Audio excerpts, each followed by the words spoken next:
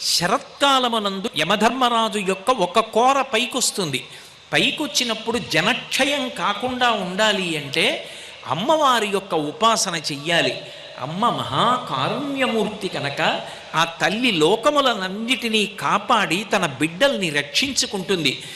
నిరంతరము తన బిడ్డల్ని కాపాడుకోవాలనేటటువంటి అమ్మతనం ఆమె యొక్క సొత్తు.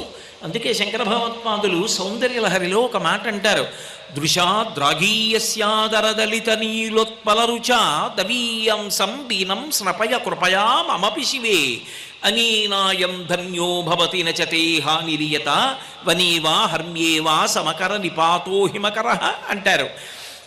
ఈ బ్రహ్మాండం ఎంతవరకుందో అంతకన్నా దూరంగా చూడగలిగేటట్టుగా రెండు కన్నులను ఈ చివరి నుంచి ఈ చివర వరకు ఆకర్ణాంత విశాల నేత్రములతో ఆ తల్లి తిప్పి చూస్తూనే ఉంటుంది.